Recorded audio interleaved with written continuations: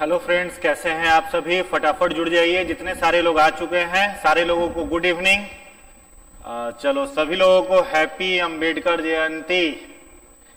चलिए सभी लोगों को good evening. Krishna Kumar, PS Chauhan, Nirma Amit, Pushpam Kumari, Anjali Priya, Nikita Kumari, Shaheen Ansari, Putin, सारे लोगों को गुड इवनिंग। चलिए फटाफट जुड़ जाइए, सभी लोगों को प्रणाम, सभी लोगों को गुड इवनिंग। सारे लोग जुड़ जाइए, दोस्तों तक वीडियो को फटाफट शेयर कर दीजिए। ज्यादा समय नहीं लेते हुए सीरीज को तुरंत शुरू करते हैं। आज ऑलरेडी थोड़ा सीरीज को शुरू करने में, क्विज को शुरू करने में थोड़ा समय अधिक लग गया, तो चलो फटाफट सारे लोग जुड़ते चले जाइए। सर वॉइस इशू आ रहा है, देखिए आवाज जा रही है मेरी सभी लोगों तक, एक बार ओके कर दीजिए। अगर मेरी आवाज आप सभी तक जा रही है तो एक बार यस लिख करके कमेंट कर दीजिए। फटाफट हम देख लेते हैं, फटाफट कमेंट कर दीजिए यस लिख करके। चलिए फटाफट बताइए, वेरी गुड। चलो जितने सारे लोग जुड़ चुके हैं सभी लोगों को गुड इवनिंग। सभी लोगों दोस्तों तक वीडियो को शेयर कर दीजिए। 30 बेहतरीन प्रश्न लेकर के हम आपके लिए आ गए हैं, जो परीक्षा की दृष्टि से बेहद उपयोगी है और बार बार रिपीट किया जाता है। परीक्षा में जो प्रश्न बार बार पूछे जाते हैं, बार बार रिपीट होने वाले क्वेश्चन का सीरीज आपके लिए लेकर के आए हैं, तो सारे दोस्तों तक एक बार वीडियो को फटाफट शेयर कर दीजिए। सभी लोगों को गुड इवनिंग। चलिए पहला प्रश्न आपके स्क्रीन पर है, ध्यान से पढ़ेंगे उसके बाद उत्तर देंगे। पहला प्रश्न है आपकी स्क्रीन पर, ध्यान से इसे पढ़िए उसके बाद उत्तर दीजिए। प्रश्न है, जीवाणुओं द्वारा उत्पन्न रोग है। 4 ऑप्शन आपकी स्क्रीन पर दिया हुआ है, आपको बताना है कि निम्नलिखित में से कौन सी बीमारी जो है वो बैक्टीरिया से होती है। फटाफट उत्तर दीजिए, निम्नलिखित में से कौन सी बीमारी बैक्टीरिया से होती है, ये आपको बताना है। ऑप्शन ए है खसरा, किन्फर, मलेरिया, टिटनस, टाइफाइड, तपेदिक, सी है चेचक, निद्रा रोग, सिफिलिस, डी है निमोनिया, पोलियो, माइलिटिस। फटाफट उत्तर दीजिए, फटाफट आंसर आने लगा। बहुत लोग बी कह रहे हैं। सारे लोग कमेंट में जरूर पार्टिसिपेट करिए। जितने सारे लोग क्विज सेशन देख रहे हैं सारे लोग कमेंट में पार्टिसिपेट जरूर करिए। और अगर आप सीरियस कैंडिडेट हैं एग्जाम को लेकर के तो कमेंट में टाइप कर करके लिखिए कि क्या होगा, ताकि वो डेटा आपके दिमाग में फीड कर जाए। और यह प्रश्न अगर परीक्षा में पूछा तो तुरंत आंसर दे करके आपका कलम उस पर आगे बढ़ जाएगा कि सर ये प्रश्न का ये सही जवाब है। फुल कॉन्फिडेंट होकर के आप इस पर काम कर पाएंगे। तो फटाफट कॉमेंट करिए, निम्नलिखित में से कौन सा रोग जीवाणुओं के द्वारा होता है। जितने सारे लोगों ने कहा है कि सर टिटनेस, टाइफाइड और तपेदिक, ठीक है, टिटनेस, टाइफाइड और तपेदिक का जो 3 रोग है यह किससे होता है, बैक्टीरिया से। तो टिटनेस के बारे में सब लोग जान रहे हैं, कोलेस्ट्रीडियम, टिटनेस जो है कोलेस्ट्रीडियम टिटैनी नामक बैक्टीरिया से होता है, कोलेस्ट्रीडियम टिटैनी। और इस टिटनेस डिजीज का एक दूसरा नाम है, हो सकता है परीक्षा में टिटनेस न दे तो याद रखेंगे इसी रोग को धनुष टंकार डिजीज भी कहा जाता है, धनुष टंकार रोग। या फिर इससे जिस व्यक्ति की मौत होती है उसको काली मौत भी कहा जाता है, ठीक है, काली मौत या फिर धनुष टंकार इसे कहते हैं। साथ ही साथ लॉक जॉ डिजीज, याद कर लेंगे, क्या बोले, लॉक जॉ डिजीज, इसमें जबड़ा जो होता है व्यक्ति का क्या हो जाता है, लॉक्ड हो जाता है। काली मौत इसको अगर नहीं भी कहें तो 2 नाम इसका आप अल्टरनेट याद कर लीजिए। पहला नाम धनुष टंकार और दूसरा नाम याद कर लीजिए लॉक जॉ डिजीज। किसे कहा जाता है, टेटनस को किससे होता है, कोलेस्ट्रीडियम टिटैनी से होता है। टाइफाइड जो होता है यह भी बैक्टीरिया से होता है, जिसका नाम है साल्मोनेला टाइफी। टाइफाइड के बैक्टीरिया का नाम है साल्मोनेला टाइफी। और तपेदिक रोग जो है यह भी किससे होता है, बैक्टीरिया से होता है, बैक्टीरिया से होने वाला रोग है तपेदिक भी, जिसको हम लोग कहते हैं माइकोबैक्टीरियम ट्यूबरकुलोसिस से होता है, ठीक है। वहीं पर खसरा जो है यह वायरस से होता है। मलेरिया जो होता है यह प्लाज्मोडियम नामक प्रोटोजोआ से होता है। स्लीपिंग सिकनेस, निद्रा रोग, ये भी आपका किससे होता है, तो प्रोटोजोआ से होता है। तो बाकी की बीमारियां प्रोटोजोआ से है। निमोनिया जो है यह बैक्टीरिया से होता है, माइकोबैक्टीरियम निमोनियाई। पोलियो जो है यह वायरस से होता है। माइलिटिस जो होता है यह भी पोलियो माइलिटिस ही इसका पूरा नाम है, जो कि वायरस से होता है। तो जितने सारे लोगों ने बी आंसर टिक किया है, और जितने लोगों ने बी आंसर टिक किया है सभी लोगों का उत्तर बिल्कुल सही है, टेटनस, टाइफाइड एंड ट्यूबरकुलोसिस। चलिए नेक्स्ट है प्रश्न संख्या 2। प्रश्न संख्या 2 का उत्तर दीजिए। प्रश्न संख्या 2 का जवाब दीजिए।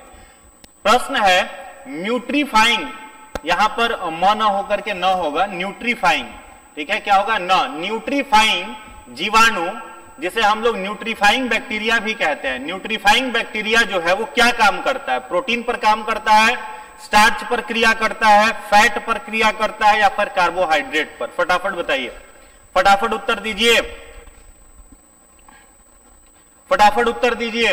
न्यूट्रीफाइंग बैक्टीरिया जो है वो किस पर काम करता है? प्रोटीन, स्टार्च, फैट पर, वसा पर, या फिर कार्बोहाइड्रेट पर? न्यूट्रीफाइंग बैक्टीरिया किस पर कार्य करता है, किस पर क्रिया करता है?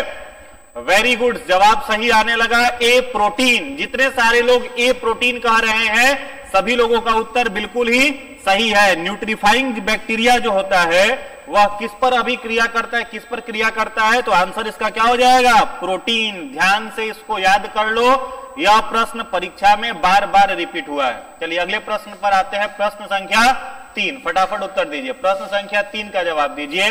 प्रश्न है आपकी स्क्रीन पर, बैक्टीरिया जो दलहनी पौधों के जड़ में निवास करता है उसे क्या कहते हैं? कोलेस्ट्रीडियम कहते हैं, एजेटोबैक्टर कहते हैं, राइजोबियम कहते हैं, या फिर स्यूडोमोनास कहते हैं? फटाफट उत्तर दीजिए। वह बैक्टीरिया जो दलहनी पौधों के जड़ में रहता है उसे क्या कहा जाता है? फटाफट उत्तर दीजिए। दलहनी माने दाल वाले पौधों के जड़ में रहने वाले बैक्टीरिया को क्या बोलते हैं? फटाफट उत्तर दीजिए, फटाफट।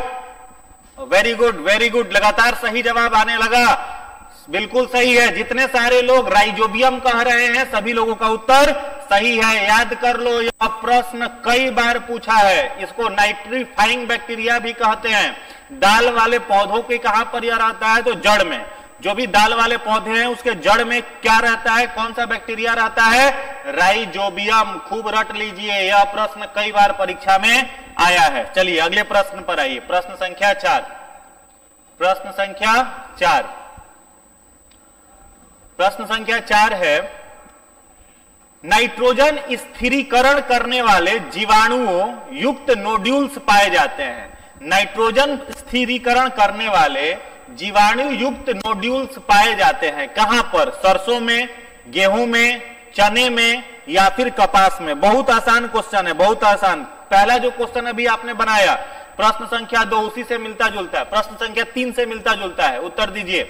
प्रश्न संख्या 3 से मिलता जुलता क्वेश्चन है। ध्यान से अगर आपने 3 नंबर क्वेश्चन देखा होगा तो इसका सही जवाब आप दे पाएंगे, इसका सही जवाब आप दे पाएंगे। तो दलहनी पौधे में ही होगा, स्वाभाविक सी बात है। तो दाल वाला मामला किसके साथ है यहां पर?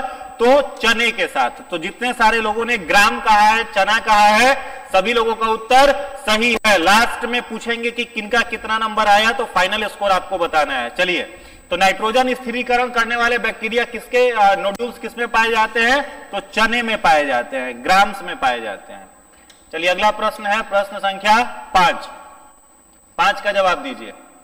प्रश्न संख्या 5, दूध के खट्टा होने में डैश, ऑप्शन ए है अनॉक्सी तथा ऑक्सी दोनों प्रकार के जीवाणु उपस्थित होते हैं, केवल अनॉक्सी उपस्थित होते हैं, या फिर केवल ऑक्सी उपस्थित होते हैं, डी है इनमें से कोई नहीं। फटाफट उत्तर दीजिए।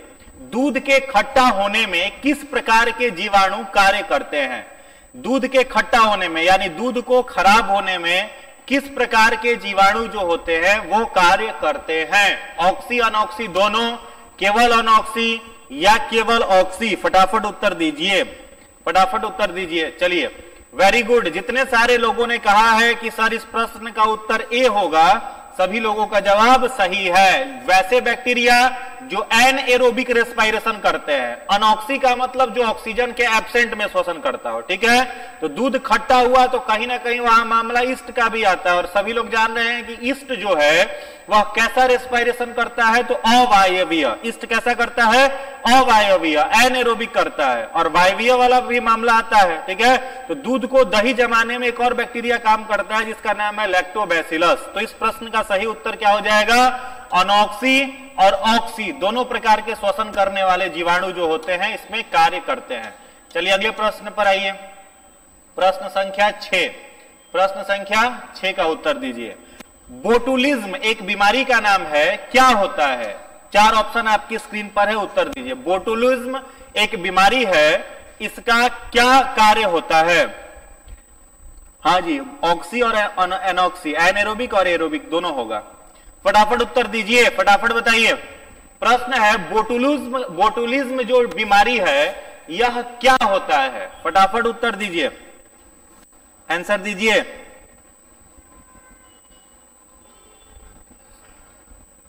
ठीक है, देखिए इस बीमारी में क्या होगा, बोटुलिज्म जो डिजीज होता है ये ज्यादातर किनको होता है? तो छोटे बच्चों में होता है, और छोटे बच्चों के आंत में, इंटेस्टाइन में एक बैक्टीरिया आ जाता है जिसका नाम है कोलेस्ट्रेडियम। क्या नाम है?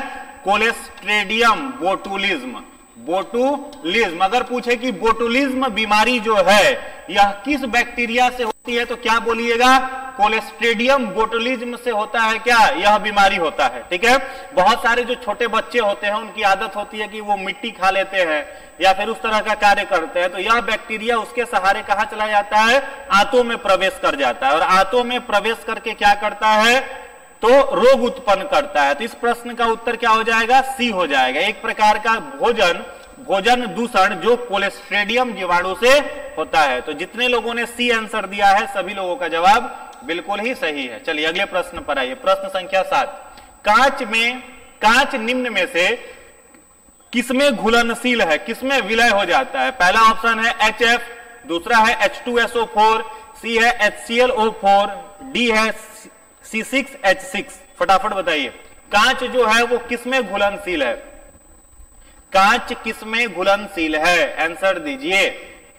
कांच किसमें घुलनशील है? Glass is soluble in. कांच किसमें घुलनशील है? Very good. जितने सारे लोगों ने सी कैसे कह रहे हो, जितने सारे लोगों ने हाइड्रोजन फ्लोराइड लिखा है सभी लोगों का जवाब सही है। हाइड्रोजन फ्लोराइड, कांच पर लिखने में, कांच के ऊपर अगर कुछ लिखने वाला मामला होता है तो किसका उपयोग किया जाता है? तो हाइड्रोजन फ्लोराइड का। आप याद कर लीजिए, किसका करेंगे? हाइड्रोजन फ्लोराइड का। और यह बॉन्ड कैसा है? तो आप लोग केमिस्ट्री में पढ़े होंगे, कौन सा बॉन्ड है? हाइड्रोजन बॉन्ड है। ठीक है, कैसा बॉन्ड हो जाएगा? हाइड्रोजन बॉन्ड है। फ्लोरीन, ऑक्सीजन और नाइट्रोजन, फ्लोरीन, ऑक्सीजन और नाइट्रोजन के साथ हाइड्रोजन का जो बॉन्ड होता है वो हो जाता है। Very good. जितने सारे लोगों ने HF कहा है सभी लोगों का उत्तर सही है। चलिए अगले प्रश्न पर आइए। प्रश्न संख्या 8, प्रश्न संख्या 8 का जवाब दीजिए। प्रश्न है, एक पदार्थ जो प्रोटॉन प्रदान करने की प्रवृत्ति है जिसमें, और ब्रॉन्स्टेड तथा लॉरी के अनुसार वह क्या है? वह पदार्थ जो जल में विलय होने के बाद प्रोटॉन प्रदान करता है, और यह किसके थ्योरी को फॉलो करता है? ब्रॉन्स्टेड तथा लॉरी के थ्योरी को फॉलो करता है। उस पदार्थ को हम क्या कहेंगे? एसिड बोलेंगे, बेस बोलेंगे, सॉल्ट बोलेंगे, या फिर उसको एल्कली बोलेंगे? फटाफट जवाब दीजिए, क्या कहेंगे? ब्रॉन्स्टेड लॉरी थ्योरी को वह फॉलो कर रहा है, और प्रोटॉन वो क्या कर रहा है? प्रोटॉन प्रदान कर रहा है। प्रोटॉन प्रदान करने की प्रवृत्ति उसमें है। उस पदार्थ को हम लोग क्या कहेंगे? Very good.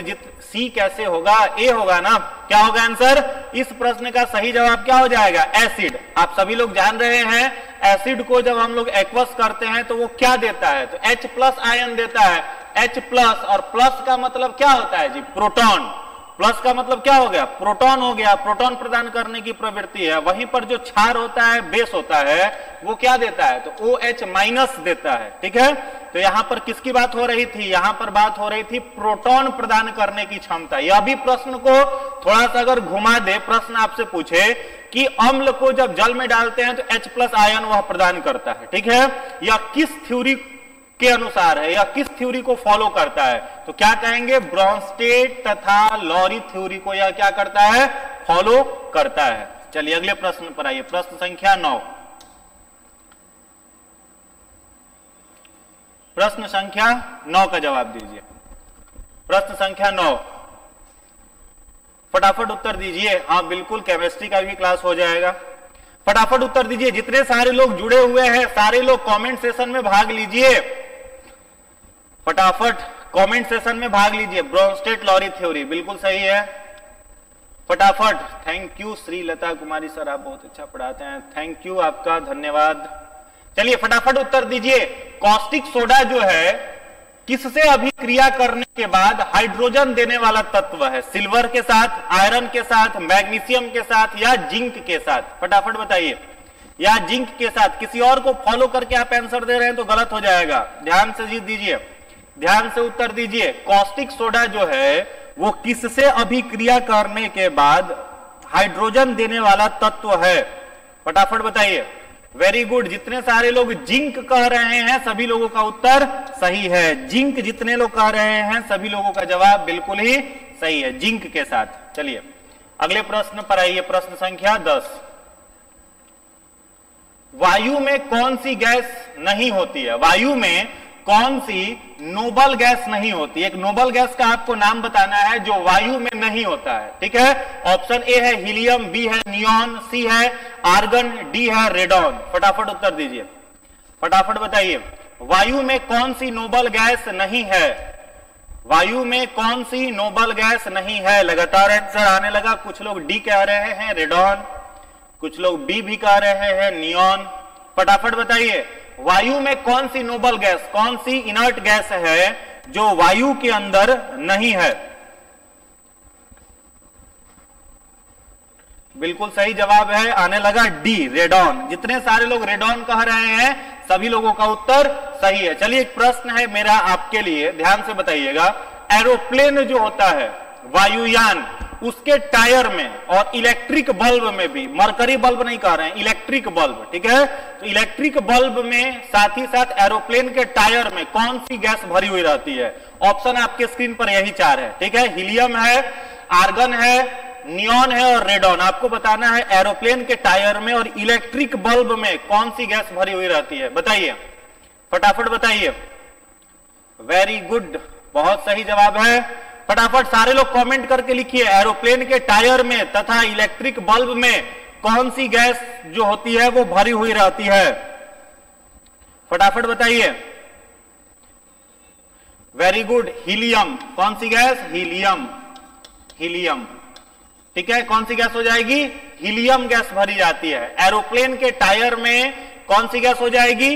हीलियम गैस भरी जाती है। इसके साथ ही साथ इलेक्ट्रिक बल्ब जो होता है उसमें भी यह गैस जो होता है वो पाया जाता है, ठीक है? चलिए दूसरा प्रश्न, जो टेस्टर होता है, टेस्टर समझ रहे हैं? इलेक्ट्रिसिटी को जो हम लोग जांचते हैं, जो तो टेस्टर होता है, उस टेस्टर में कौन सा गैस भरा रहता है? यही 4 ऑप्शन है, बताना है आपको टेस्टर में कौन सा गैस भरा रहता है। फटाफट जवाब दीजिए, टेस्टर में कौन सा गैस भरा हुआ रहता है? टेस्टर में कौन सा गैस भरा हुआ रहता है? यही 4 ऑप्शन स्क्रीन पर है, इसी में आपको बताना है। बताइए। वेरी गुड, नियॉन किसमें भरा हुआ रहता है? ये टेस्टर में भरा हुआ रहता है, ठीक है? या फिर जो ब्राइट लाइट निकलता है, जो चमकीला प्रकाश निकलता है, उसमें भी यह रहता है। ब्राइट लाइट, जो चमकीला प्रकाश निकलता है, उस चमकीले प्रकाश में भी कौन सा गैस रहता है? तो नियॉन गैस ही रहता है। कौन सा gas? Neon gas. Very good, जितने सारे लोग कह रहे हैं सभी लोगों का उत्तर बिल्कुल ही सही है। एक और बताइए, मरकरी बल्ब, ठीक है? जो मरकरी बल्ब होता है, ट्यूबलाइट वाला, ठीक है? उस मरकरी बल्ब में कौन सा गैस रहता है? यही 4 ऑप्शन है। मरकरी बल्ब में बताइए, मरकरी बल्ब में कौन सा गैस है? ऑप्शन सेम है, हीलियम, नियॉन, आर्गन तथा रेडॉन। मरकरी बल्ब में कौन सा गैस है? बताइए। आर्गन। वेरी गुड, जितने सारे लोग आर्गन कह रहे हैं सभी लोगों का उत्तर सही है। मरकरी बल्ब में कौन सा गैस हो जाएगा? Argon gas. तो इस तरीके के प्रश्न कई बार परीक्षा में रिपीटेड है, ठीक है? तो वायु में कौन सी नोबल गैस नहीं होती है? तो रेडॉन, इनर्ट गैस वायु के अंदर नहीं है। नियॉन किसमें? टेस्टर में और ब्राइट लाइट में, चमकीले प्रकाश में, ठीक ना? हीलियम जो है यह किसमें भरा हुआ रहता है? तो एरोप्लेन के टायर में भरा हुआ रहता है। आर्गन मरकरी बल्ब में पाया जाता है। चलिए अगले प्रश्न पर आइए, प्रश्न संख्या 11। प्रश्न संख्या 11 का जवाब दीजिए। शक्करों में सबसे मीठा कौन है? शक्कर जिसको हम लोग चीनी कहते हैं, इस चीनी में सबसे मीठा कौन है? फ्रुक्टोज है, ग्लूकोज है, सुक्रोज है या लैक्टोज है? सबसे मीठे चीनी का नाम बताना है। स्वीटेस्ट सुगर, स्वीटेस्ट सुगर, सबसे मीठा चीनी का नाम बताना है। हाँ, एरोप्लेन के टायर में वही रहेगा। चलिए बताइए, सबसे मीठे चीनी का नाम बताना है। फ्रुक्टोज, ग्लूकोज, सुक्रोज या फिर लैक्टोज? सबसे मीठा चीनी कौन सा है? बिल्कुल सही जवाब आने लगा। जितने सारे लोग फ्रुक्टोज कह रहे हैं कि सर फ्रुक्टोज ही होगा, सभी लोगों का जवाब सही है। याद रखेंगे, जितने भी फ्रूट्स हैं, फल हैं, सारे फलों के अंदर में कौन सा चीनी पाया जाता है? तो फ्रुक्टोज पाया जाता है। कौन सा चीनी पाया जाता है? फ्रुक्टोज। ठीक है, ग्लूकोज जो हो गया वो डायरेक्ट मिल जाता है हम लोगों का बॉडी जो है वो भोजन से प्राप्त कर लेता है। ठीक है, सुक्रोज जो है जिसको डायरेक्ट हम लोग शुगर कहते हैं, C12H22O11, C12H22O11, यह क्या हो जाता है? सुक्रोज हो जाता है, डायरेक्ट चीनी हो जाता है। तो जितने सारे लोगों ने कहा सबसे मीठा चीनी फ्रुक्टोज, सभी लोगों का उत्तर सही है। याद रखना है यह कहां पाया जाता है? तो फलों में पाया जाता है। फ्रुक्टोज मतलब फल। चलिए नेक्स्ट आइए। नेक्स्ट, यहां पर आपकी स्क्रीन पर एक प्रश्न है, ध्यान से पढ़िए, उसके बाद उत्तर दीजिए ताकि गलत ना हो। बताइए, निम्न को सुमेलित करना है तथा सही उत्तर कोड को संख्या के द्वारा बताना है। ठीक है, ये कॉलम ए है, इसका प्रतीक है, कॉलम बी है, इसका प्रतीक है। बताइए, फटाफट बताइए, आंसर दीजिए। आपकी स्क्रीन पर प्रश्न है, आंसर आने लगा। बहुत लोग बी कह रहे हैं, जयकी कुमार बी।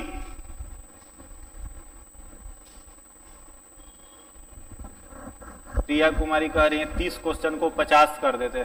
50 क्वेश्चन करेंगे तो उससे और ज्यादा क्वेश्चन बनेगा। हम 30 क्वेश्चन से ही ऑलरेडी 50 क्वेश्चन आपको सिखा देते हैं, तो उसका तनाव मत लीजिए। जितना हम करा रहे हैं उसको ध्यान से बनाइए, वो आपको फ्रूटफुल होगा। बताइए,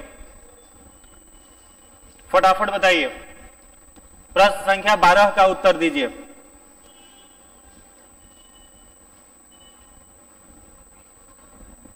बिल्कुल सही जवाब है। जितने लोग बी कह रहे हैं सभी लोगों का उत्तर सही है, बी। क्या होगा? बी। आपको मिलान करना था, सिंपल है। तो जो जो आपको पता है पहले उसको खोज लो। ठीक है, जो जो पता है उसको खोज लो। जैसे सिल्वर, पहले मान लो आपको मरकरी, सारे लोगों को पता होता है। क्या होता है मरकरी का? Hg हो जाता है। टीन का क्या होता है? Sn होता है। ठीक है, लेड का क्या हो जाएगा? Pb हो जाएगा। यहां पर ये इतना आपका मिल गया। और इधर चले जाओ, सोना का क्या हो जाएगा? Au। चांदी कहां है? चांदी दिख रहा है, सिल्वर। सिल्वर का क्या हो जाएगा? Ag। इस तरीके से मिला लीजिए फटाफट। हाँ, बिल्कुल सही है। तो जितने सारे लोगों ने बी आंसर टिक किया है सभी लोगों का उत्तर बिल्कुल ही सही है। A का 2, B का 4, C का 5, D का 1, E का 3। चलिए, बस सिंबल मिलाना था। सिंबल तो सारे लोगों को याद ही होगा, बहुत आसान सा प्रश्न था। चलिए अगले प्रश्न पर आइए। नेक्स्ट क्वेश्चन है, चलिए नेक्स्ट क्वेश्चन है, दीपावली पर जलाए जाने वाले पटाखों को हरे रंग की ज्वाला प्रदान करता है। दीपावली पर जो हम लोग क्रैकर्स जलाते हैं, वो क्रैकर्स जो होता है उससे हरा प्रकाश दिखाई देता है। वो किसके कारण है? के, बी, ए, बी, ई या एन, ए? फटाफट जवाब दीजिए। दिवाली पर जो पटाखे जलाए जाते हैं उससे जो हरा रंग निकलता है वो किसके कारण होता है? बताइए। ग्रीन लाइट्स जो फायर क्रैकर्स से दीपावली के दिन निकलता है वो किस गैस के कारण से होता है? Very good. जितने लोग बी ए कह रहे हैं सभी लोगों का उत्तर सही है, बी ए। ठीक है, चलिए नेक्स्ट क्वेश्चन पर आइए। प्रश्न संख्या 14। आज थोड़ा स्पीड करा रहे हैं, जल्दी करा रहे हैं ताकि बाकी उसके बाद करंट अफेयर्स का भी आपका सेशन है। चलिए नेक्स्ट क्वेश्चन है, वह कौन सी गैस है जो कोयले के खान से में विस्फोट उत्पन्न करती है? ठीक है, कोयला का जो खान है उसमें से विस्फोट उत्पन्न करने वाला कौन सा गैस है? उत्तर दीजिए। Hydrogen, helium, methane, carbon monoxide. फटाफट बताइए, फटाफट बताइए, कौन सा गैस है जो कोयले के खान में विस्फोट उत्पन्न करता है? जवाब दीजिए। बिल्कुल सही, मीथेन। कौन सा गैस? मीथेन।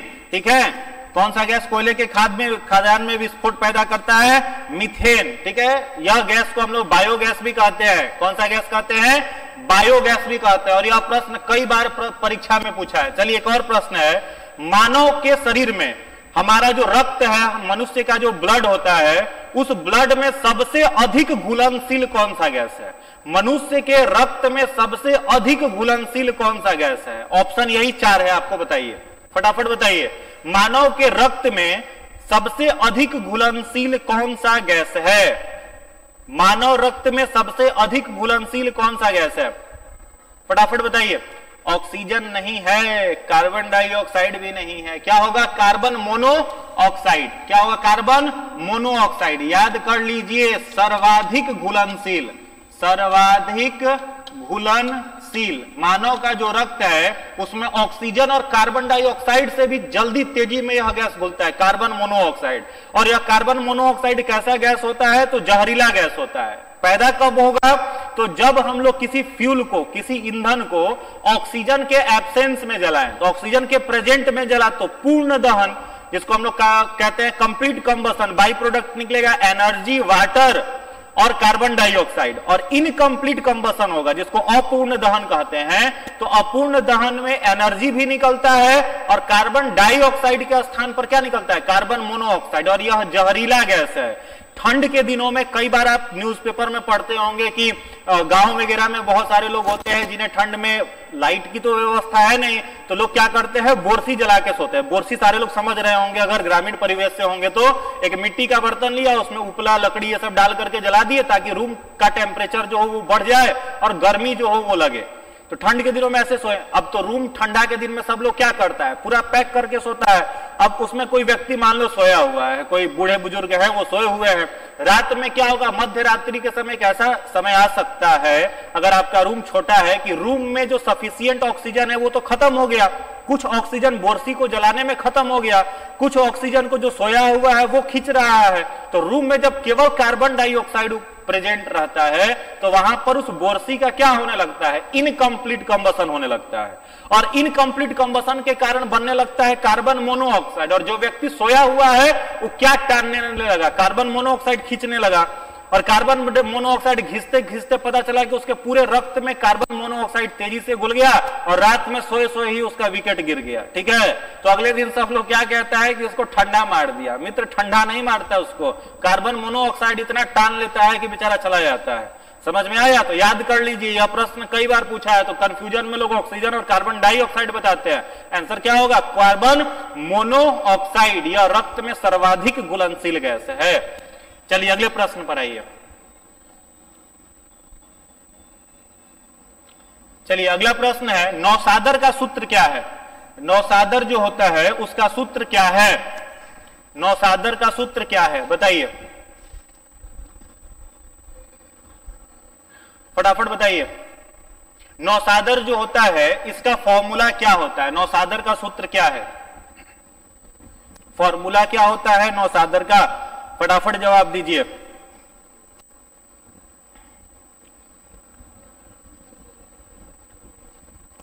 Very good. जितने लोग कह रहे हैं अमोनियम क्लोराइड, सभी लोगों का जवाब सही है। क्या होगा? Ammonium chloride. क्या होगा? Ammonium chloride. अमोनियम क्लोराइड को क्या कहते हैं हम लोग? तो अमोनियम क्लोराइड को ही कहा जाता है नौसादर। क्या कहते हैं इसको? नौसादर भी इसको कहते हैं, अमोनियम क्लोराइड को। चलिए अगले प्रश्न पर आइए। प्रश्न संख्या 16। प्रश्न संख्या 16 उत्तर दीजिए। चूने के जल में कार्बन डाइऑक्साइड को अधिकता से प्रवाहित करने पर क्या बनता है? जो चूना पानी है इसमें कार्बन डाइऑक्साइड को अगर ज्यादा प्रवाहित करें तो क्या बनेगा? आंसर दीजिए, फटाफट बताइए। चूने के पानी में अगर कार्बन डाइऑक्साइड को अधिकता से प्रवेश कराएं तो बाई प्रोडक्ट जो होगा वो क्या बनेगा?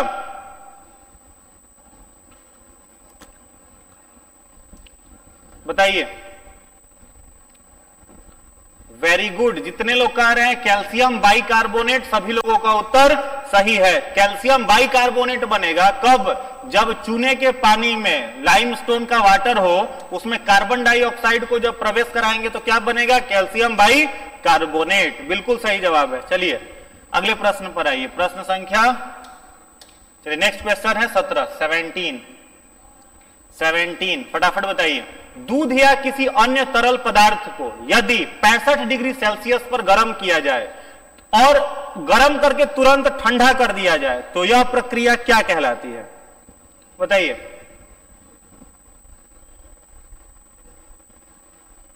फटाफट बताइए। प्रश्न है, दूध या किसी अन्य तरल पदार्थ को यदि 65 डिग्री तापमान पर गर्म करके पुनः ठंडा कर दिया जाए तो वह प्रक्रिया क्या कहलाएगी? Very good. जितने सारे लोग पास्चुराइजेशन कह रहे हैं सभी लोगों का जवाब बिल्कुल ही सही है। ध्यान दीजिए, कॉन्सेप्ट समझिएगा। आप लोग जब बाजार से दूध खरीद करके लाते होंगे, अमूल का, सुधा का या पैकेट का कोई भी दूध, तो उस पर देखते होंगे लिखा रहता है क्या? Pasteurised milk. पास्चुराइज्ड मिल्क मतलब कई सारे लोग समझते हैं कि यह कच्चा दूध है। दोस्त, वो कच्चा दूध नहीं रहता है, दूध को पास्चुराइज्ड किया जाता है। पास्चुराइज्ड का मतलब ये होता है एक बड़े से कंटेनर में, बर्तन में दूध को लिया जाता है और तुरंत विदिन सेकेंड तुरंत उसके टेम्परेचर को हम लोग कहां पहुंचा देते हैं? 65 डिग्री सेल्सियस पर। अब दूध को जब कंटेनर में आप रखे हो इकट्ठा करके तो स्वाभाविक है उसमें कुछ पैथोजेंस आ जाएंगे, रोगाणु आ जाएंगे, और वही दूध अगर पी लिया जाए तो बीमारी हो सकती है। तो इसीलिए उसको क्या किया जाता है? पास्चुराइज्ड। पास्चुराइज्ड में दूध को लिया और एक ही बार उसके टेम्परेचर को पहुंचा देते हैं 65 डिग्री सेल्सियस पर। तो अंदर में जो बैक्टीरिया, ये सब जीवाणु रहता है, कन्फ्यूजिया करके मर गया उसी के अंदर। और फिर जैसे ही उसको 65 डिग्री पर वो बॉयल होने लगा, रहा कुछ देर, तुरंत उसके टेम्परेचर को फॉल डाउन कर देते हैं और पहुंचा देते हैं 0 डिग्री पर, ठंडा कर देते हैं तुरंत। तो बच गया बाकी का जो पैथोजन, और कंफ्यूजन में मर गया कि मेरे साथ हो क्या रहा है। अगर 1 डिग्री, 2 डिग्री, 3 डिग्री ऐसे टेम्परेचर को बढ़ाएंगे तो उसके अंदर वो एडॉप्ट कर जाएगा। तो पास्चुराइजेशन में सडनली टेम्परेचर को 65 डिग्री पर पहुंचाया जाता है और तुरंत टेम्परेचर को ठंडा कर दिया जाता है, जिससे वो पैथोजेंस से क्या हो जाए? मुक्त हो जाए, मर जाए। और पैथोजेंस मर गया, फिर उस दूध को आप कच्चा भी पैकेट फाड़ करके पी सकते हो, तनाव की कोई बात नहीं है, वो हानि नहीं करेगा। तो क्या कहा जाता है? पास्चुराइजेशन इसे कहा जाता है। चलिए अगले प्रश्न पर आइए। प्रश्न संख्या 18। प्रश्न संख्या 18। नींबू का कैंकर रोग, नींबू में जो डिजीज होता है जिसे हम लोग साइट्रस कैंकर कहते हैं, नींबू लेमन कैंकर या साइट्रस कैंकर कहा जाता है, यह रोग किससे होता है? बताइए। नींबू का कैंकर रोग जो होता है वो क्या होता है? फटाफट उत्तर दीजिए सारे लोग, बताइए। Canker disease of, citrus canker disease of lemon किससे होता है? नींबू का कैंकर रोग किससे होता है? कवक से, जीवाणु से, वायरस से या नीमाटोडा से?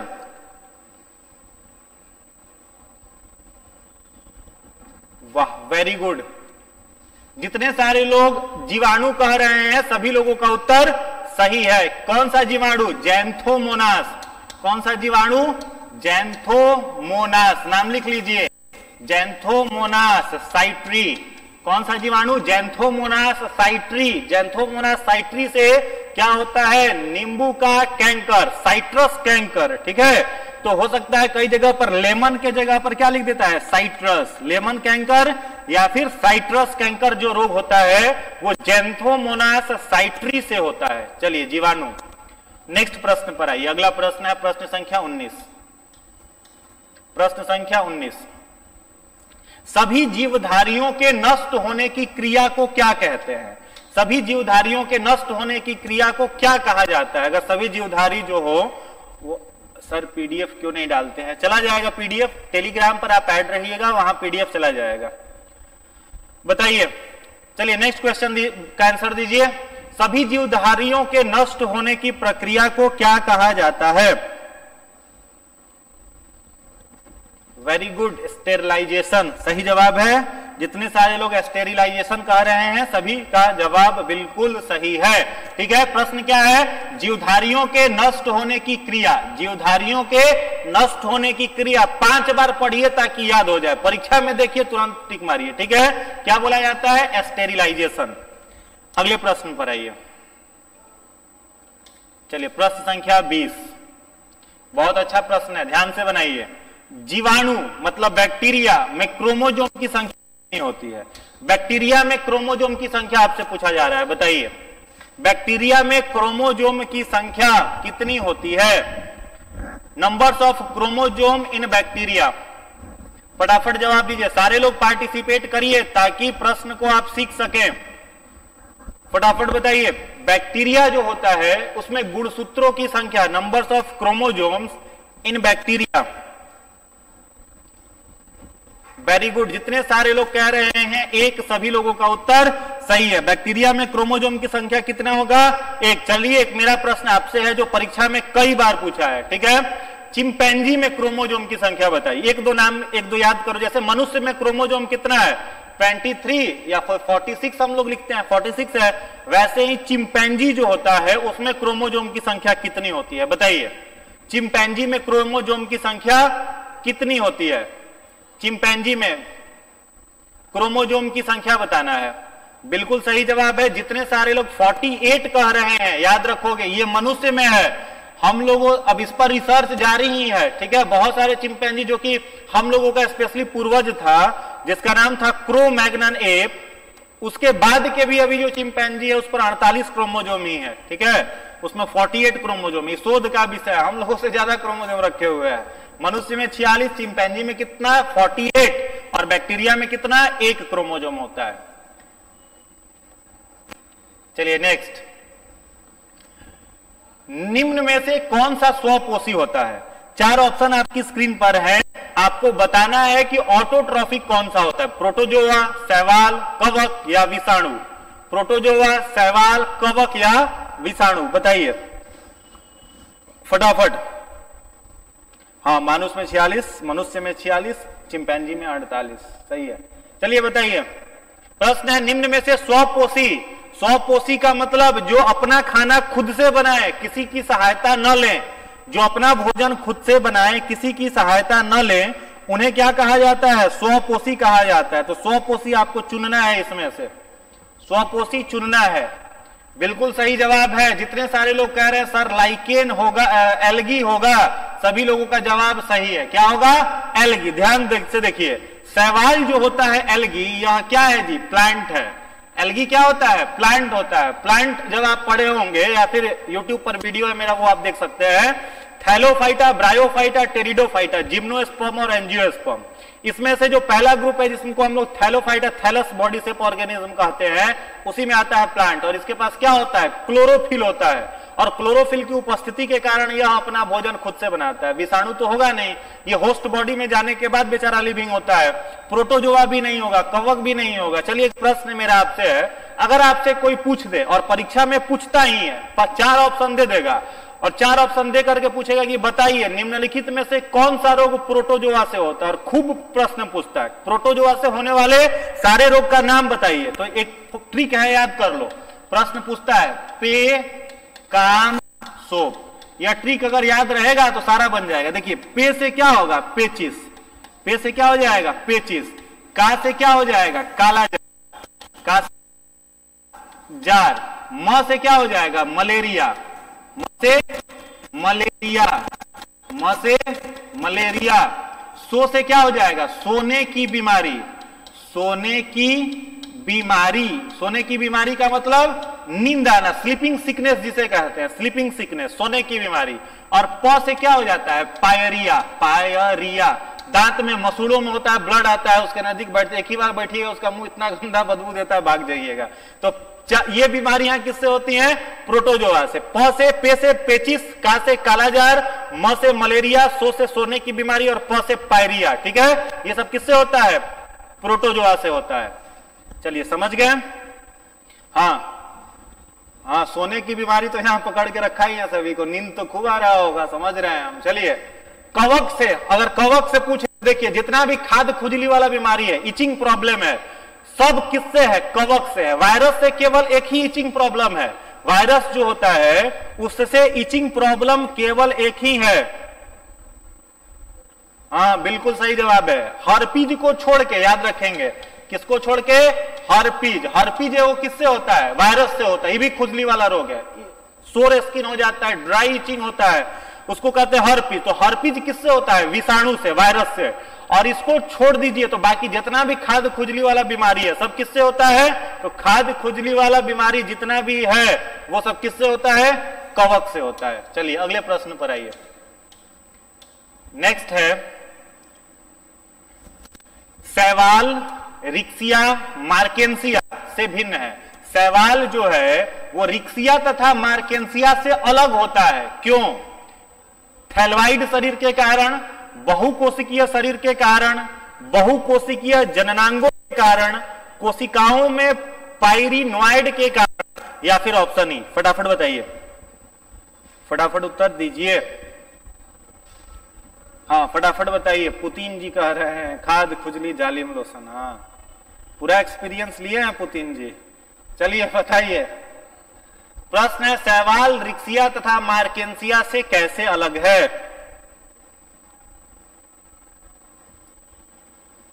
फटाफट बताइए। शैवाल रिक्सिया तथा मार्केंसिया से कैसे अलग होता है? बताइए। Very good. जितने सारे लोग कह रहे हैं कि सी होगा, बहुकोशिकीय जननांगों के कारण, सभी लोगों का उत्तर सही है। शैवाल जो होता है प्लांट है, रिक्सिया और मार्केंसिया से ये अलग किस रूप में होता है? बहुकोशिकीय जननांगों के कारण। चलिए अगले प्रश्न पर आइए। प्रश्न संख्या 23 बताइए। वह शैवाल जो लाल सागर के लाल रंग के लिए उत्तरदायी है, लाल सागर के लाल रंग के लिए निम्नलिखित में से कौन सा शैवाल रिस्पॉन्सिबल है? ऑप्शन ए है बैक्ट्रोकोस्पर्स, फ्यूकस फ्यूकेटस, ट्राइकोडिस्पम एरिथ्रियम, या फिर पॉलीसिफोनिया निग्रेसेंस। बताइए कौन सा शैवाल जो है वो लाल सागर के लाल रंग के लिए रिस्पॉन्सिबल है? फटाफट बताइए। लाल सागर जो है इसी के चलते लाल रंग का दिखाई देता है। वेरी गुड, लगातार सही उत्तर आने लगा। जितने लोग कह रहे हैं ट्राइकोडिस्पियम एरिथ्रियम, ई मत याद करो, ठीक है? ई याद करोगे तो भूल जाओगे आप बार बार। इसको याद कर लीजिए, एरिथ्रियम। हम लोगों ने भी यही याद किया, एरिथ्रियम, ठीक है? तो केवल ये वाला वर्ड आप याद कर लीजिए, एरिथ्रियम। यह क्या काम करता है? तो जो रेड ओशियन है उसका जो रंग है पूरा का पूरा जो लाल दिखाई देता है वो इसके कारण दिखाई। देखो शैवाल जो होता है मेनली 3 प्रकार का होता है, ठीक है? याद कर लीजिए। शैवाल कितने प्रकार का होता है? तो शैवाल होता है कितने प्रकार का? 3। एक होता है पहला जो होता है इसको हम लोग कहते हैं क्लोरोफाइसी, ठीक है? एक होता है जिसको हम लोग कहते हैं क्लोरोफाइसी, ठीक है? तो क्लोरोफाइसी जो होता है यह किस रंग का शैवाल होता है? ग्रीन। यह भी पूछता है क्लोरोफाइसी शैवाल का रंग बताइए, ग्रीन। दूसरा होता है रहोडोफाइसी, रहोडोफाइसी शैवाल जो है यह कैसा होता है? रेड, लाल रंग का होता है। और एक तीसरा शैवाल होता है जिसको हम लोग कहते हैं फियोफाइसी शैवाल जो है इसका रंग कैसा हो जाएगा? तो इसका रंग हो जाएगा ब्राउन, ठीक है? तो क्वेश्चन को अगर ट्विस्ट करता, घुमा देता, क्वेश्चन को घुमा करके पूछता है ट्राइकोडिस्पियम एरिथ्रियम, यह शैवाल जो है किस ग्रुप में आएगा? तो क्या बोलिएगा? किस ग्रुप में आएगा? फटाफट बताओ, किस ग्रुप में आएगा? हाँ, तो जो अगर ऐसा पूछ दिया जाता तो क्या कहते हैं? ये किस ग्रुप में आ जाता? रहोडोफाइसी ग्रुप में आ जाता, लाल रंग का आ जाता। तो chlorophyceae green algae, rhodophyceae red algae और फियोफाइसी ब्राउन एल्गी, ठीक है? चलिए अगले प्रश्न पर। और एल्गी के स्टडी को क्या कहते हैं? सारे लोग जान ही रहे हैं, प्लांट में है ये, तो प्लांट में है तो सारे लोग जान रहे हैं। माइकोलॉजी जो होता है वो कवक का होता है और फाइकोलॉजी जो होता है वह किसका होता है? शैवाल का। Very good. चलिए अगले प्रश्न पर आइए। नेक्स्ट है, अगला प्रश्न है सारगासो समुद्र का नाम क्यों पड़ा?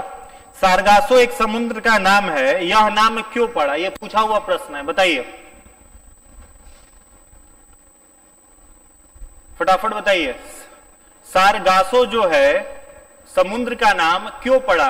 कवक के कारण, आवृत बीजी के कारण, शैवाल के कारण, या फिर ब्रायोफाइटा के कारण? सारगासो समुद्र का नाम क्यों पड़ा? सारगासो समुद्र का नाम क्यों पड़ा? बिल्कुल सही जवाब है। किसके कारण होगा? शैवाल के कारण। अगर पिछला क्वेश्चन जो हमने बताया था, जिन लोगों ने ध्यान से सुना होगा, समुद्र का जो रंग होता है, कलर होता है, इसी पर डिपेंड करता है। बड़े बड़े शैवाल तो इतने बड़े बड़े होते हैं कि कई बार पानी का जहाज भी इसमें फंस जाता है। जो बड़े बड़े शिप है वो भी शैवाल में फंस जाता है, लपेटा जाता है अगर वहां पर पहुंचा तो, ठीक है? तो बहुत विशालकाय होता है। या फिर आप काई जो देखते हैं घर में, ग्रीन कलर का जो रहता है, जहां से पानी का रिसाव हो रहा है वहां पर दिख जाएगा आपको, ठीक है? तो शैवाल के कारण जो है वो सारगासो समुद्र का नाम पड़ा। अगला प्रश्न है प्रश्न संख्या 25। टेरिडोफाइटा क्या कहलाते हैं? टेरिडोफाइटा, जो लोग ध्यान से बॉटनी सेक्शन पढ़े होंगे वो लोग बना सकते हैं इसे, बताइए फटाफट बताइए। टेरिडोफाइटा क्या कहलाते हैं? क्रिप्टोगैम्स बी है, संवहनी क्रिप्टोगैम्स सी है, पादप जगत के उभयचर डी है, फेनेरोगैम्स। बताइए फटाफट उत्तर दीजिए। टेरिडोफाइट्स क्या होते हैं? लगातार सी आंसर आ रहा है। पादप जगत के उभयचर कैसे कह रहे हो? देखो सब अब कॉपी करने लगा, ये गलत बात है। एक सी दिया, सारे लोग कॉपी कर रहे हो। सी नहीं होगा, सी नहीं होगा। पादप जगत का उभयचर ब्रायोफाइट्स है, सी कैसे कह रहे हो आप लोग? सुधारिए आंसर को। एक कोई सी लिखा, फटाफट टाइप करना शुरू करते हैं आप लोग, सी सी सी लगातार। अपना भी दिमाग यूज करिए। ये को टाइप किया नहीं, फटाफट भर देते हो आप लोग सी। टेरिडोफाइट्स क्या कहलाता है? क्रिप्टोगैम्स कहलाएगा या फिर संवहनी क्रिप्टोगैम कहलाएगा, पादप जगत का उभयचर कहलाएगा, ये फेनेरोगैम्स कहलाएगा। बताइए क्या कहलाएगा? किसी का सही उत्तर नहीं आया। देखो ध्यान से, आंसर होगा क्या? संवहनी क्रिप्टोगैम्स, वेस्कुलर क्रिप्टोगैम्स। ध्यान से समझिए कॉन्सेप्ट क्या है। देखिए ध्यान से, ध्यान दीजिएगा बोर्ड पर, जो लोग ध्यान देंगे समझ जाइएगा। बार बार इससे प्रश्न पूछेगा, आप कंफ्यूज नहीं होइएगा। ध्यान दीजिए। देखो प्लांट जो पौधा होता है यह दो प्रकार का होता है, ठीक है।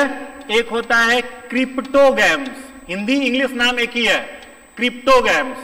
और दूसरा जो होता है इसको हम लोग कहते हैं फेनेरोगैम्स। फेनेरोगैम्स, क्रिप्टोगैम्स होता है और दूसरा क्या होता है जी? फेनेरोगैम्स होता है, ठीक है। क्रिप्टोगैम्स जो होता है इसके 3 पार्ट हैं। पहला पार्ट जो क्रिप्टोगैम्स का है इसको कहते हैं हम लोग थैलोफाइटा, ठीक है। क्या कहते हैं? थैलोफाइटा। दूसरे को क्या कहते हैं? ब्रायोफाइटा। दूसरे को क्या कहते हैं? ब्रायोफाइटा। और तीसरा जो होता है इसको कहते हैं टेरिडोफाइटा। टेरिडोफाइटा, ठीक है। और फेनेरोगैम्स में 2 है, एक है जिम्नोएस्पर्म। जिम्नोएस्पर्म हिंदी में इसे कहते हैं नग्न बीजी, ठीक है। और दूसरा होता है एंजियोएस्पर्म। एंजियोएस्पर्म इसको बोला जाता है आवृत बीजी। क्लियरली ध्यान से समझिए। तो क्रिप्टोगैमस जो भी प्लांट होगा ना, क्रिप्टोगैम्स नाम मालूम है क्यों पड़ा? क्योंकि ये जो भी पौधा होगा वह सीडलेस होगा। सीडलेस, इस पौधे में बीज नहीं होगा। क्रिप्टोगैम्स में याद कर लो, बीज नहीं होगा। और क्या नहीं होगा? तो बीज भी नहीं होगा और फूल भी नहीं होगा। फ्लावर भी एब्सेंट है, फ्लावर क्या है? एब्सेंट है। और सीड भी एब्सेंट है, ठीक है। तो एक लाइन में याद कर लीजिए, थैलोफाइटा, ब्रायोफाइटा, टेरिडोफाइटा, तीनों में फ्लावर भी नहीं है, बीज भी नहीं है। फेनेरोगैम्स जो होता है इसमें क्या आ जाता है? फ्लावर। फेनेरोगैम्स जो है इसमें क्या आ जाता है? तो फेनेरोगैम्स में आ जाएगा सीड। जिस पौधे में बीज होता है, सीड होता है, उसको क्या कहते हैं? फेनेरोगैम्स। और फेनेरोगैम्स में जो पहला है जिम्नोएस्पर्म, इसे नग्न बीजी क्यों कहते हैं समझिएगा। कोई भी सीड जो होता है उसके बाहर में पाया जाता है आवरण, इसे कहा जाता है सीड कोट। इसे क्या कहते हैं? Seed coat. तो जो जिम्नोएस्पर्म पौधा होता है ना, उसके सीड के ऊपर या सीड कोट जो होता है यह एब्सेंट होता है, नहीं पाया जाता है। इसीलिए इसको क्या कहते हैं हम लोग? जिम्नोएस्पर्म कहते हैं। और इसमें फूल भी नहीं रहता है। जिम्नोएस्पर्म के सीड के बाहर सीड कोट नहीं है, इसमें फ्लावर भी नहीं है। एंजियोस्पर्म जो है ये कंप्लीट प्लांट है। कंप्लीट प्लांट इसलिए क्योंकि केवल एंजियोस्पर्म पौधा में फ्लावर होता है। केवल एंजियोस्पर्म जो प्लांट होता है इसमें फ्लावर होता है और इसके सीड के बाहर में सीड कोट भी होता है, इसलिए इसे आवृत बीजी कहते हैं, ठीक है। याद कर लीजिए। अगर आपसे प्रश्न पूछा जाता कि निम्नलिखित में से किस पौधों में फूल रहता है, फूल फ्लावर रहता है, और ऑप्शन डाल दिया जाता थैलोफाइटा, ब्रायोफाइटा, टेरिडोफाइटा, जिम्नोस्पर्म और एंजियोस्पर्म, तो क्या कहते हैं? एंजियोस्पर्म कहते हैं। या फिर अगर दिया जाता है निम्नलिखित में से किस पौधे में फूल है, ऑप्शन में ये ना दे करके क्या दे देता? क्रिप्टोगैमस और फेनेरोगैमस, तो क्या टिक कर देते हैं? फेनेरोगैमस। पहली बात। दूसरी बात ये कि कोई भी पौधा है उसका शरीर 3 भागों में बटा हुआ रहता है। किसी भी प्लांट का शरीर कितने भाग में? 3। पहला भाग क्या होता है? प्लांट का रूट। दूसरा भाग प्लांट का क्या होता है? स्टेम। और तीसरा भाग जो प्लांट का होता है उसको कहते हैं लीफ। कोई भी पौधा का शरीर कितने भागों में? रूट, स्टेम एंड लीफ में बटा हुआ रहता है। लेकिन थैलोफाइटा के अंदर भी रूट स्टेम लीफ नहीं है, ब्रायोफाइटा में भी रूट स्टेम लीफ नहीं है। रूट स्टेम और लीफ शुरू कहां से हो जाता है? तो टेरिडोफाइटा से। ठीक है, टेरिडोफाइटा से रूट स्टेम और लीफ तीनों आ जाएगा। ऐसे ब्रायोफाइटा जो होता है इसमें रूट और स्टेम आ जाता है, लेकिन पत्ता नहीं, रूट नहीं रहता है, पत्ता और स्टेम जो होता है ये आ जाता है। लेकिन टेरिडोफाइटा से कंप्लीट प्लांट में रूट स्टेम और लीफ आ जाएगा। ठीक है, एक और बात याद रखिएगा, थैलोफाइटा और ब्रायोफाइटा में जाइलम फ्लोएम नहीं होता है। थैलोफाइटा ब्रायोफाइटा में जाइलम फ्लोएम नहीं होता है। जाइलम फ्लोएम भी कहां से शुरू होता है? टेरिडोफाइटा, जिम्नोस्पर्म और एंजियोस्पर्म से शुरू हो जाता है। ठीक है, जाइलम और फ्लोएम कहां से शुरू होगा? टेरिडोफाइटा में होगा, जिम्नोस्पर्म और एंजियोस्पर्म में होगा, थैलोफाइटा और ब्रायोफाइटा में नहीं होगा। अब प्रश्न सुनिए, प्रश्न है टेरिडोफाइटा कौन कहलाएगा? यानी आपसे पूछा जा रहा है कि ये टेरिडोफाइटा कौन कहलाएगा? तो वैसा पौधा कहलाएगा जिसमें संवहनी उत्तक आ जाएगा। ठीक है, और संवहनी उत्तक किसे कहा जाता है? जाइलम को कहा जाता है और फ्लोएम। जाइलम और फ्लोएम को हम लोग क्या कहते हैं? संवहनी उत्तक कहते हैं। ठीक है, चलिए उम्मीद करते हैं सारे लोग समझ गए होंगे। ठीक है, चलिए नेक्स्ट प्रश्न पर आते हैं। तो प्रश्न का उत्तर क्या हो जाएगा? संवहनी उत्तक, वैस्कुलर बंडल। ये अगर कॉन्सेप्ट क्लियर नहीं हुआ होगा तो एक बार फिर से वीडियो को केवल एक प्रश्न दिखिएगा, ध्यान से सुनते हुए आपका निश्चित क्लियर हो जाएगा। एक दो बार आपको सुनना होगा, फिर आपका क्लियर हो जाएगा। चलिए अगले प्रश्न पर आइए, प्रश्न संख्या 26। ये कॉन्सेप्ट एकदम क्लियर कर लीजिएगा एग्जाम में जाने से पहले, इससे प्रश्न है तो नहीं छूटे। बॉटनी का बहुत इंपॉर्टेंट पार्ट है, फटाफट बताइए।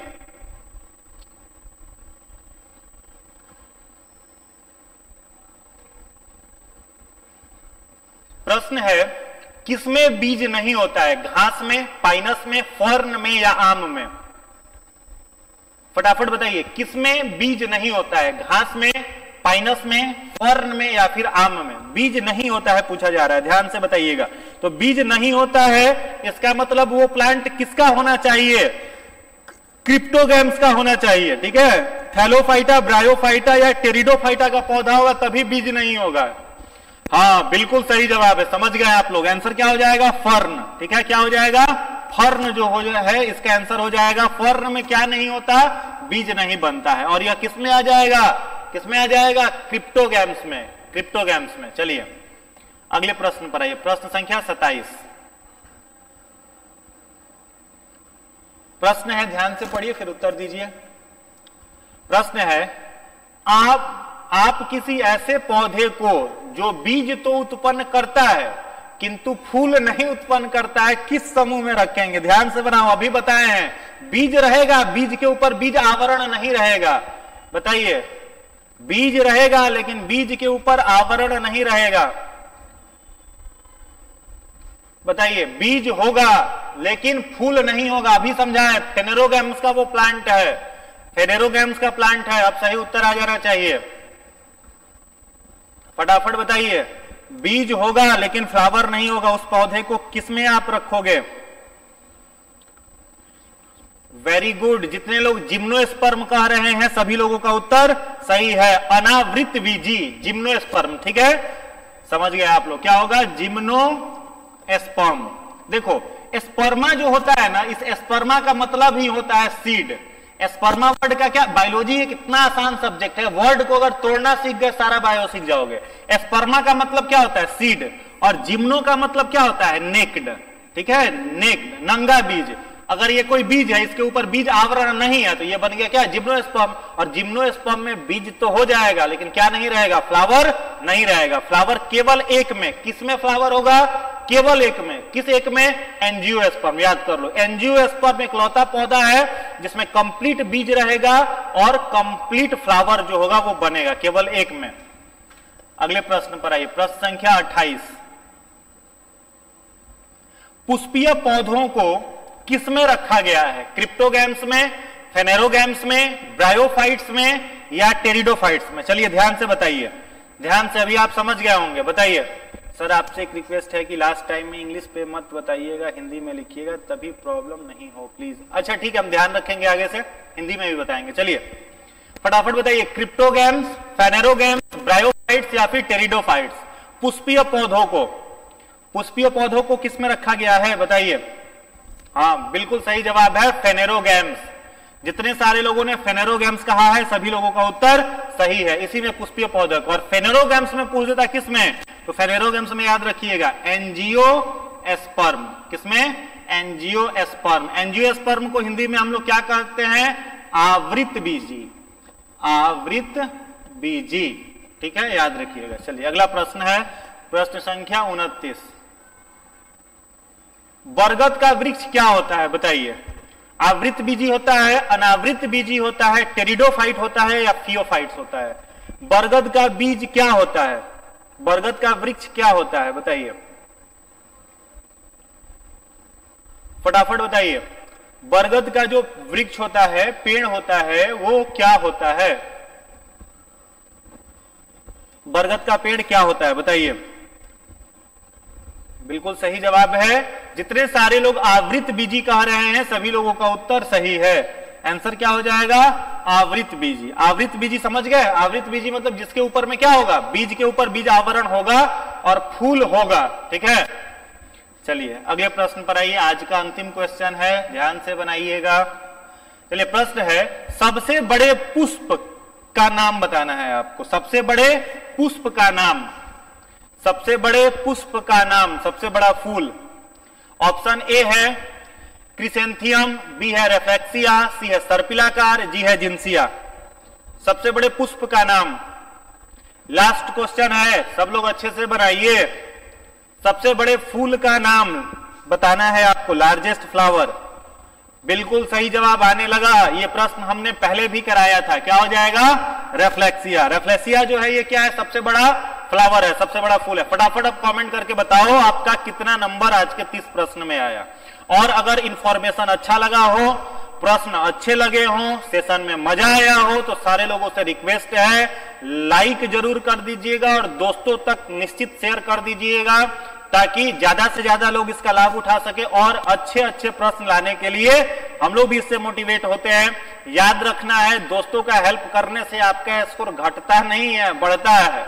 और एक बहुत अच्छी बात किसी ने कहा है, मेहंदी पीसने वाले को हाथों में मेहंदी रचने की जरूरत नहीं पड़ती है, उसका हाथ स्वयं लाल हो जाता है। जो मेहंदी पीसता है, आप देखे होंगे गांव में, अब तो कॉपी वाला मामला है, पहले क्या होता था, गांव में लोग मेहंदी को पीसते थे और पीसने पर क्या होता था, उनका पूरा का पूरा हाथ जो है वो स्वयं लाल हो जाता था, ठीक है। तो ऐसा मत सोचना कि ज्यादा लोगों को वीडियो शेयर करा कंपटीशन बढ़ जाएगा। आपका खुद ब खुद इससे क्या होगा, ऑटोमेटिकली आपका बेनिफिट होगा, इसलिए पूरा लाभ इसका आप उठाएंगे। फटाफट बताइए किसका कितना स्कोर आया।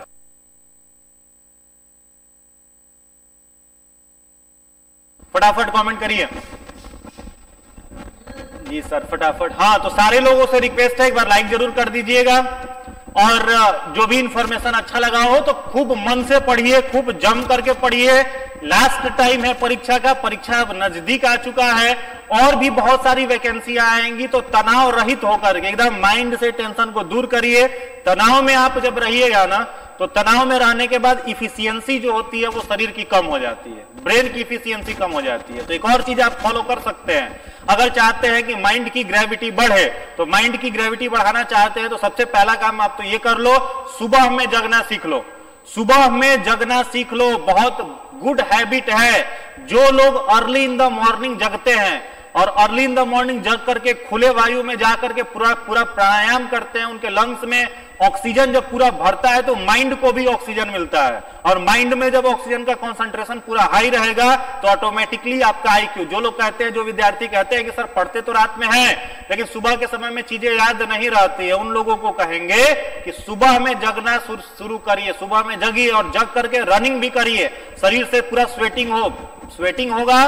तो ये मत सोचो कि आपकी एनर्जी लेवल घट जाएगी और बढ़ेगी। जैसे क्रिकेटर जब पिच पर उतरता है क्रिकेट खेलने से पहले, तो वो क्या करता है जी, वार्म अप करता है।